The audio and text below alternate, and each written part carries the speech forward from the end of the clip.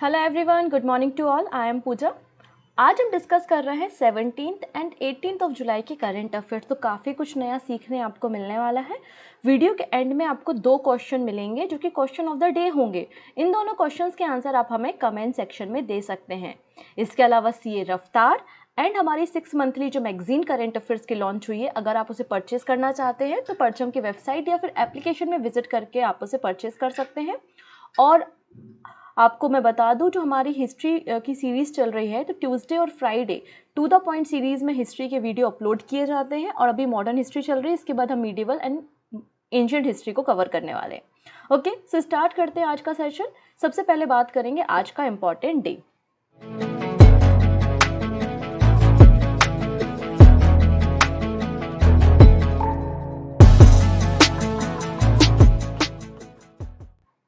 तो 18th of July को हम सेलिब्रेट करते हैं Nelson Mandela international day. United nation ने 2009 में इस दिन को डिक्लेयर किया था, Nelson Mandela international day. Okay, अगर हम इस दिन के बारे में बात करें तो थीम देखेंगे। सबसे पहले the legacy lives on through you, climate, food and solidity. Mandela ji को नोबेल पीस प्राइज 1993 में दिया गया था और पहली बार जो डेमोक्रेटिक इलेक्शन हुए थे साउथ अफ्रीका में, तो फर्स्ट ब्लैक प्रेसिडेंट चुने गए थे नेल्सन मंडेला 1994 में।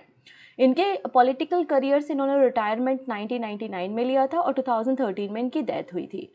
गवर्नमेंट ऑफ इंडिया ने नेल्सन मंडेला को भारत रत्न अवार्ड भी दिया है 1990 में, और यूनाइटेड नेशन जनरल असेंबली ने 18 जुलाई को 2009 में नेल्सन मंडेला इंटरनेशनल डे के रूप में डिक्लेयर किया है। ओके, अब सबसे पहले बात करेंगे स्पोर्ट्स के बारे में। अगर आज की क्लास की पीडीएफ आपको लेनी है तो परचम का टेलीग्राम ज्वाइन करके वहाँ से आप पीडीएफ ले लीजिएगा। हम बात कर रहे हैं विंबलडन ओपन के बारे में। ये एक ग्रैंड स्लैम है। जो 4 ग्रैंड स्लैम होते हैं उनमें से जो ओल्डेस्ट ग्रैंड स्लैम है वो है विंबलडन, और विंबलडन को जीता है यहाँ पे कार्लोस अल्कराज ने, जो कि स्पेन के, किस कंट्री से बिलोंग करते हैं, स्पेन के एक प्रोफेशनल टेनिस प्लेयर है, और इन्होंने डिफीट किया है नोवाक जोकोविच को। कार्लोस अल्कराज का ये फर्स्ट, आप कह सकते हैं कि फर्स्ट विंबलडन टाइटल इन्होंने जीता है। Okay, so Carlos Alcaraz beat Novak जोकोविच to win it's his first Wimbledon title in 2023, जो कि लंदन में आयोजित किया गया था। इन्होंने नोवाक जोकोविच को डिफीट किया है, और कार्लोस अल्कराज जो है वो वर्ल्ड नंबर 1 टेनिस प्लेयर है एंड स्पेन से बिलोंग करते हैं। अगर हम वीमेन सिंगल के बारे में बात करें तो वीमेन सिंगल का टाइटल जीता है मार्केटा बोंड्रिउसोवा ने, जो कि चेक रिपब्लिक की एक टेनिस प्लेयर है। विंबलडन की शुरुआत 1877 में हुई थी, इसलिए मैंने कहा कि one of the oldest grand slam जो है वो विंबलडन है। इसके अलावा यूएस ओपन की शुरुआत 1881 में, फ्रेंच ओपन 1891 और ऑस्ट्रेलियन ओपन 1905 में शुरुआत की गई थी। अभी जो विंबलडन ओपन है ना, इसे ग्रास कोर्ट में खेला जाता है। इस तरीके के क्वेश्चन भी एग्जाम में बनते हैं। ग्रास कोर्ट में विंबलडन ओपन को खेला जाता है।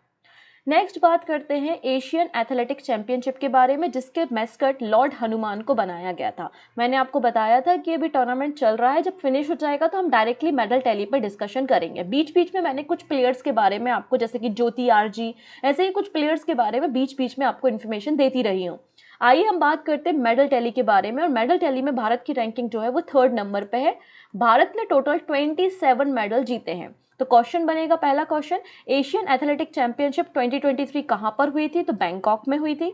एशियन एथलेटिक चैंपियनशिप का ये कौन सा एडिशन था? 25th नंबर का एडिशन था। मेडल टैली में भारत की रैंकिंग क्या है? 3rd रैंकिंग है। इसका मैस्कट क्या था? तो लॉर्ड हनुमान यहाँ पे मैस्कट थे। और भारत ने टोटल कितने मेडल जीते हैं? तो 27 मेडल्स जीते हैं। अब कई बार क्वेश्चन पूछ लिया जाता है कि इंडिया ने कितने गोल्ड मेडल जीते हैं, तो इंडिया ने 6 गोल्ड मेडल यहाँ पर हासिल किए हैं। ओके है, तो एशियन एथलेटिक्स चैंपियनशिप कहाँ हुई थी? बैंकॉक, थाईलैंड में हुई थी। इंडिया ने टोटल 27 मेडल जीते हैं और इसकी मेडल टैली में रैंकिंग जो है वो 3rd पोजीशन पे है। इन 27 मेडल्स में आप देखेंगे 6 गोल्ड है, 12 सिल्वर और 9 ब्रोंज मेडल इन्होंने हासिल किए हैं। और ये इंडिया की टीम का 2nd बेस्ट परफॉर्मेंस था। 2nd बेस्ट क्यों कह रही हूँ? क्योंकि इनका जो बेस्ट परफॉर्मेंस था वो 2017 के एशियन गेम्स में, एशियन चैंपियनशिप में भारत ने परफॉर्म किया था। ठीक है, भुवनेश्वर 2017 में, और इसमें भारत ने 27 मेडल जीते थे, लेकिन उनमें 9 गोल्ड, 6 सिल्वर और 12 यहाँ पर ब्रोंज मेडल थे। इसलिए इसको 2nd बेस्ट परफॉर्मेंस कहा जा रहा है। ओके, अगर बात करें एक एथलीट के बारे में जिनका नाम है ज्योति यार्जी, इन्होंने 2 मेडल जीते हैं। पहला गोल्ड मेडल इन्होंने जीता है वीमेंस 100 मीटर रेस में और एक सिल्वर मेडल भी जीता है वीमेंस 200 मीटर रेस में। तो ज्योति यार्जी का नाम आपको याद रखना है, किसी पेपर में सेट में आपको इनका नाम मिल सकता है। अगर हम मेडल टैली को देखें तो टॉप पर है जापान। जापान ने 37 मेडल्स जीते हैं। सेकंड नंबर पे चाइना और थर्ड नंबर पे इंडिया है जिसके पास 27 मेडल है, 6 गोल्ड, 12 सिल्वर और 9 यहाँ पर ब्रोंज मेडल आपको देखने को मिलेंगे। अब कुछ स्टूडेंट कहेंगे कौन कौन से ऐसे प्लेयर्स जिनके नाम आपको याद रखने हैं, तो केवल 6 प्लेयर के नाम आपको याद रखने हैं। वो 6 प्लेयर कौन से हैं तो आप यहाँ पे देख सकते हैं। ज्योति यार्जी जिन्होंने सिल्वर मेडल भी जीता है और गोल्ड मेडल भी जीता है। तो गोल्ड मेडल इन्होंने वीमेंस 100 मीटर हडल रेस में जीता है। ओके, नेक्स्ट है अब्दुल्ला अबू बकर, इन्होंने ट्रिपल जंप में मेंस कैटेगरी में गोल्ड मेडल जीता है। नेक्स्ट है पारुल चौधरी, पारुल चौधरी ने 300 मीटर स्टेपल चेस में वीमेंस कैटेगरी में गोल्ड मेडल जीता है। अगले जो प्लेयर है वो बड़े इंपॉर्टेंट है, ये आपको किसी सेट में मिल सकते हैं। तजिंदर सिंह तूर, इन्होंने शॉर्ट पुट में गोल्ड मेडल जीता है। अजय कुमार सरोज, इन्होंने 1500 मीटर रेस में गोल्ड मेडल जीता है। और वहीं हमारी जो मिक्स टीम थी उसने 4x400 रिले रेस में गोल्ड मेडल हासिल किया। तो टीम है ये तो आपको ले दे के इन 5 प्लेयर्स के नाम याद रखने हैं। ज्योति यार्जी, अब्दुल अबू बकर, पारुल चौधरी, अजय कुमार एंड तजिंदर सिंह तूर। अगर उनमें से भी आपको सिलेक्ट करना है कि जो भूलना ही नहीं है तो ज्योति यार्जी और तजिंदर सिंह तूर का नाम आपको नहीं ही भूलना है। ठीक है, आप चाहें तो पूरे प्लेयर की लिस्ट भी आपको मिल गई है, लेकिन टाइम कंज्यूमिंग है। आप चाहे तो पढ़ सकते हैं और चाहे तो स्किप भी कर सकते हैं। हाँ, याद रखने के लिए एक और नाम आप यहाँ पे याद रख सकते हैं, मुरली श्रीशंकर का, लॉन्ग जंप कैटेगरी में सिल्वर मेडल। ये भी एक इम्पॉर्टेंट प्लेयर है। ओके, नेक्स्ट बात करेंगे एक मैथमेटिशियन के बारे में जिनका नाम था डॉक्टर मंगला नर्लिकर। इनका निधन हो गया है। तो क्वेश्चन बनेगा डॉक्टर मंगला नर्लिकर जिनका रिसेंटली निधन हो गया है, शी पास्ड अवे रिसेंटली, किस फील्ड से थी? तो आंसर हो जाएगा मैथमेटिक्स से थी। ये जो थी वो वाइफ थी डॉक्टर जयंत नर्लिकर की, और डॉक्टर जयंत नर्लिकर जो है वो founder and director Pune based इंटरजेट centre for astronomy and astrophysics के थे। ओके, इसके पहले इन्होंने Tata institute of fundamental research और फिर बॉम्बे और पुणे यूनिवर्सिटी में वर्क किया है।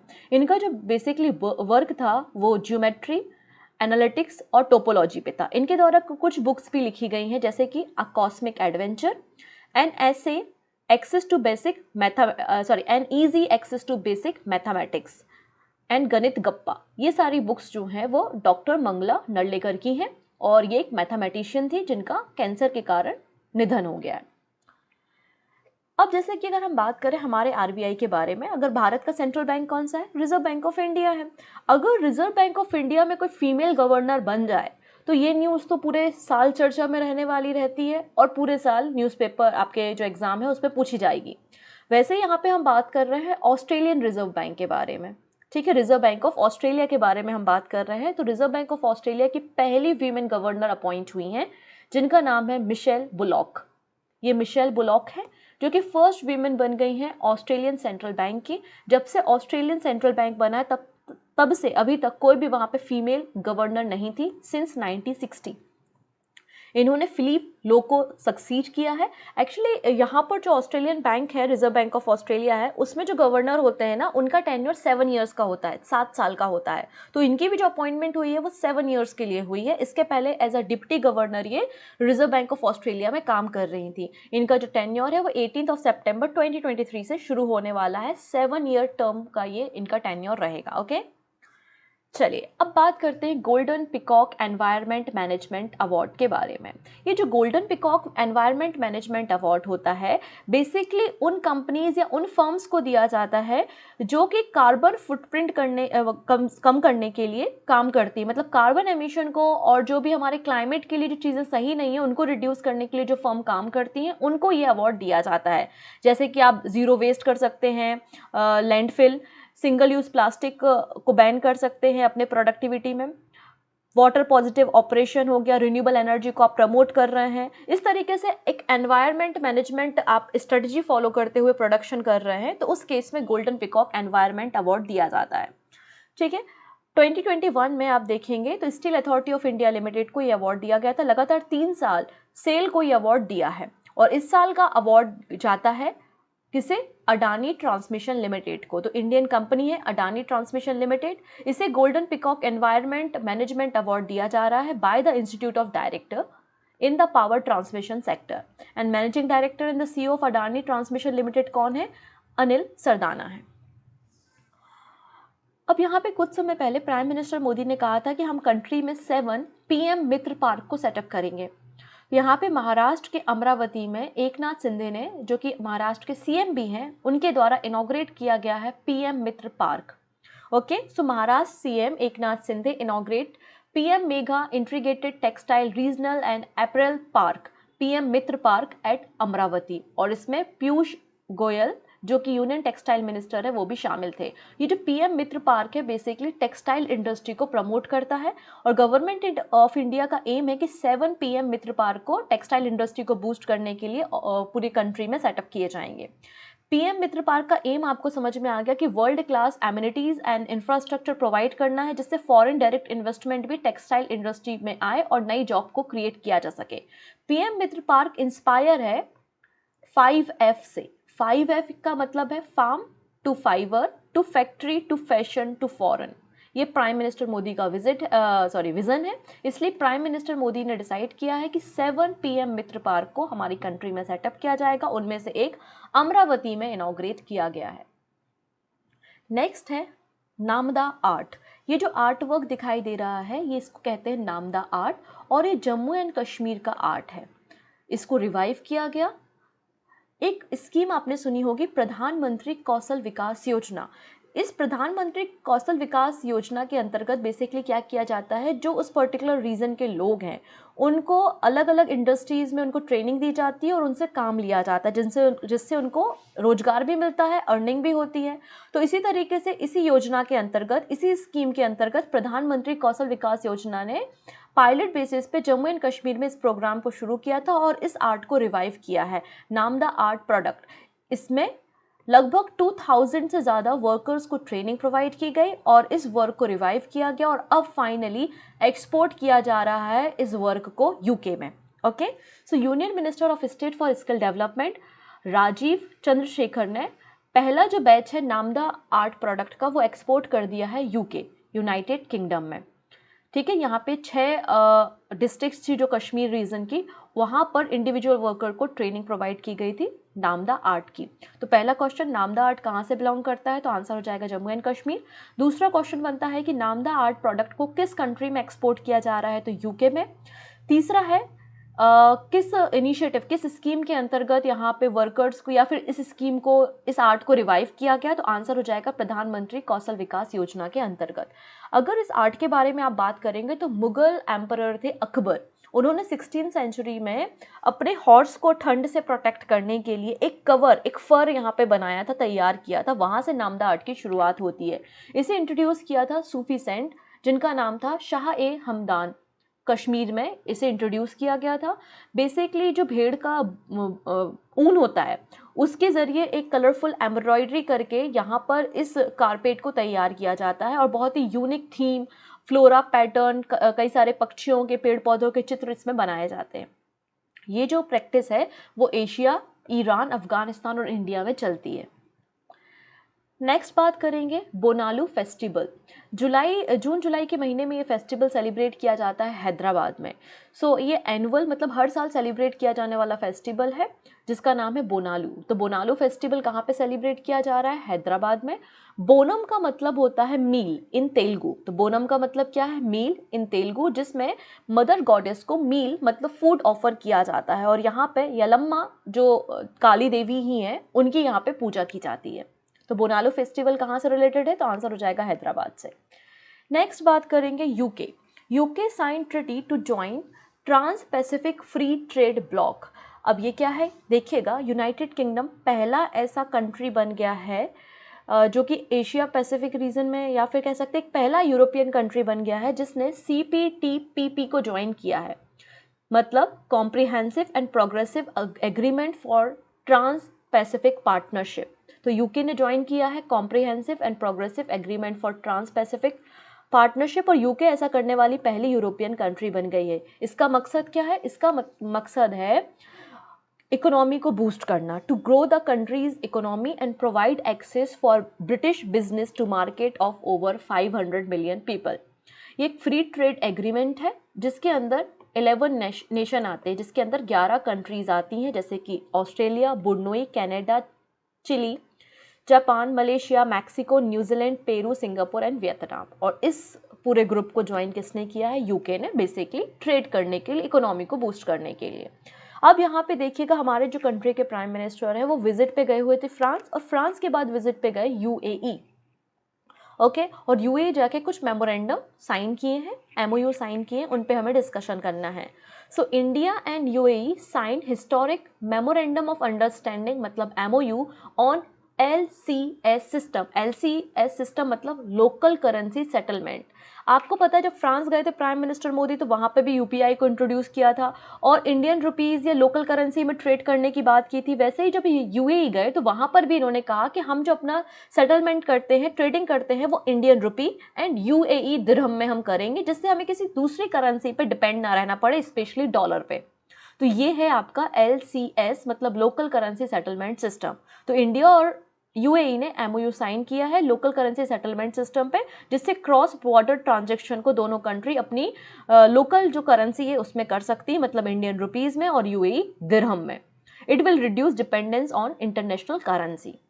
अब जब यूएई गए हैं प्राइम मिनिस्टर मोदी तो ऑब्वियसली कुछ और भी हुआ होगा। बिल्कुल, यहाँ देखेंगे आप प्राइम मिनिस्टर नरेंद्र मोदी की टॉक हुई है प्रेसिडेंट शेख मोहम्मद बिन जायद अल नहाल से अबू धाबी में 15 जुलाई को यूएई में। और एक 5th विजिट था प्राइम मिनिस्टर मोदी का इन द लास्ट 8 ईयर। जब से prime minister Modi prime minister बने हैं तब से इनका 5वें नंबर का विजिट है। 2015 में प्राइम मिनिस्टर मोदी कंट्री के पहले प्राइम मिनिस्टर थे जिन्होंने यूएई विजिट किया था इन 34 ईयर्स। ठीक है, तो पहला तो मैंने बता दिया दिरहम और इंडियन रुपीज़ में ट्रेड करेंगे।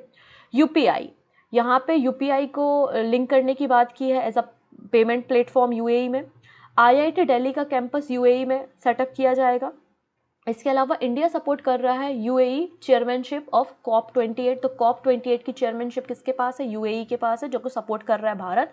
और दोनों कंट्री का विजन है कि जो बायलैटरल ट्रेड है उसको हमें इंक्रीज करना है $100 बिलियन, करंटली $85 बिलियन है। ओके, नेक्स्ट है पाकिस्तान। पाकिस्तान ने लॉन्च किया है $3.5 billion Chinese design nuclear energy project, जिसके बारे में हमने पहले भी डिस्कशन किया था। बेसिकली चाइना ने पाकिस्तान के पंजाब प्रोविंस में एक न्यूक्लियर प्रोजेक्ट तैयार पावर प्लांट सेटअप किया है, जिसको इनॉग्रेट पाकिस्तान के प्राइम मिनिस्टर शहबाज शरीफ ने किया है। और ये 1200 मेगावाट का प्रोजेक्ट है, ठीक है, जिसके लिए $3 बिलियन का फाइनेंशियल असिस्टेंट प्रोवाइड किया था चाइना ने, जिसका नाम है चश्मा 5। इसके अलावा already 2 nuclear power project Pakistan में रन हो रहे हैं। कराची न्यूक्लियर पावर प्लांट जिनकी कैपेसिटी 2290 मेगावाट की है। अब यहाँ पे सिर्फ 2 ही क्वेश्चन यहाँ पे समझने वाले हैं। पहला क्वेश्चन ये है कि मापुतु प्रोटोकॉल का रिलेशन किससे है? तो Maputo Protocol contributed towards Africa's progress in gender equality.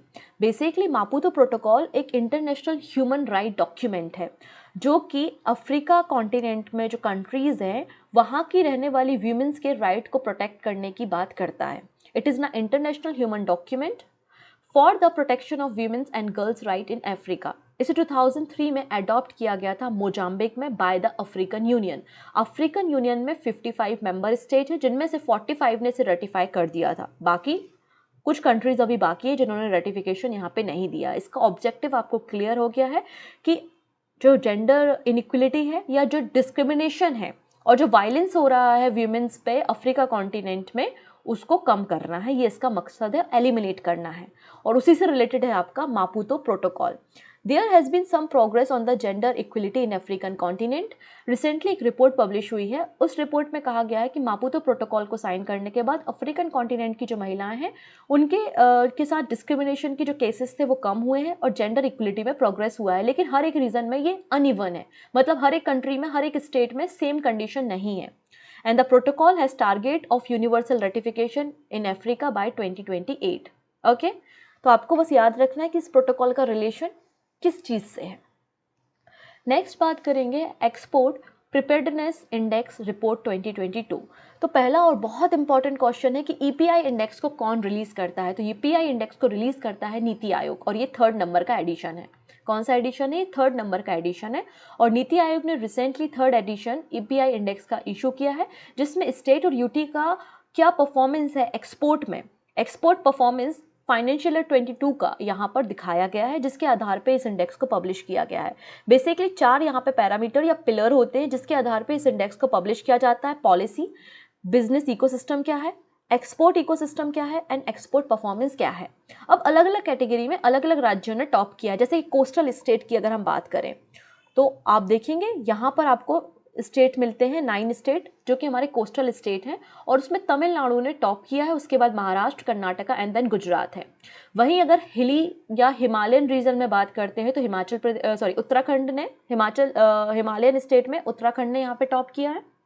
अगर हम बात करें लैंडलॉक रीजन के बारे में, लैंडलॉक कंट्रीज या स्टेट वो होते हैं जो किसी इंटरनेशनल बाउंड्री से नहीं लग रहे होते और ना ही समुद्र से लग रहे होते हैं। उसमें टॉप किया यहाँ पे हरियाणा ने, हरियाणा के बाद तेलंगाना, उत्तर प्रदेश, पंजाब, मध्य प्रदेश और राजस्थान है। वहीं अगर हम बात करें small state and union territory में तो गोवा यहाँ पे 1st नंबर पे है, उसके बाद जम्मू एंड कश्मीर, दिल्ली एंड अंडमान निकोबार है। ओके, नेक्स्ट बात करेंगे हम यहाँ पर अगली एक एक्सरसाइज के बारे में जो कि इंडिया और मंगोलिया के बीच में हो रही है। Joint military exercise between Indian and Mongolian आर्मीज begin, और इस एक्सरसाइज का नाम है नोमैडिक एलिफेंट 2023।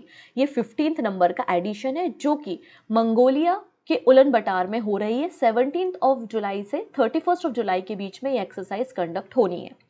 पहला क्वेश्चन, नोमैडिक एलिफेंट एक्सरसाइज किन 2 कंट्रीज के बीच में होती है? तो इंडिया और मंगोलिया की आर्मी के बीच में होती है। कौन सा एडिशन है? 15th एडिशन है। कहाँ पर हो रही है? उलन बटार में हो रही है। यहाँ पे इंडियन आर्मी के Jammu and Kashmir light infantry regiment ने पार्टिसिपेट किया है, और बेसिकली एक माउंटेन रीजन में काउंटर टेररिज्म एक्सरसाइज है।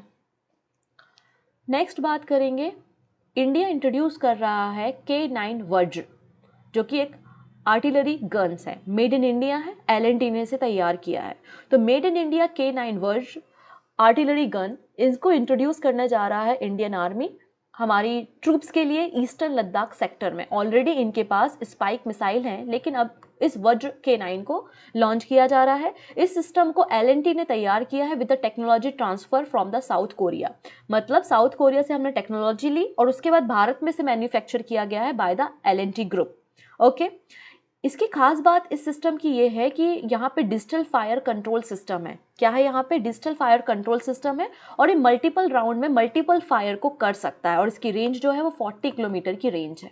ओके, नेक्स्ट है 11th meeting of executive board of association of world election body. तो यहाँ पर हम बात कर रहे हैं AWEB के बारे में, मतलब association of world election body. अगर हम बात करें तो ये लार्जेस्ट एसोसिएशन है इलेक्शन ऑफ मैनेजमेंट बॉडी का पूरे वर्ल्ड में। इसको अक्टूबर 2013 में बनाया गया था कोरिया में। इस मीटिंग की थीम थी a global view on the challenges of regional election. इस बॉडी का मकसद है कि ये जो कंट्रीज है जो कि इस बॉडी का मेंबर है वहाँ पर फेयर तरीके से और डेमोक्रेटिक तरीके से प्रॉपर मैनेजमेंट के साथ इलेक्शन कंडक्ट कराना है। यहाँ पर 119 मेंबर इस बॉडी के मेंबर हैं, और 20 यहाँ पे रीजनल सेंटर है इस बॉडी के। नई दिल्ली में भी रीजनल ऑफिस यहाँ पे मेंशन है। अब यहाँ पे बात कर रहे हैं हमारे जो चीफ इलेक्शन कमिश्नर हैं इंडिया के, उन्होंने 3 और इलेक्शन कमीशन मेंबर के साथ हमारे डेलीगेट्स को लीड किया कोलंबिया में, और 11th meeting executive board of association of the world election body की अटेंड की है कोलंबिया में। ओके, ये लास्ट न्यूज़ है। हम बात कर रहे हैं कोल गैसिफिकेशन के बारे में। सिंपल शब्दों में समझो तो कोल से गैस बनाना कोल गैसिफिकेशन होता है। यहाँ पे हमारी मिनिस्ट्री ऑफ कोल ने कुछ नए टारगेट को सेट किया है। क्या है नया टारगेट? तो मिनिस्ट्री ऑफ कोल ने टारगेट सेट किया है कि हम 100 मिलियन टन कोल को गैसिफाई कर देंगे बाय फाइनेंशियल ईयर 2030।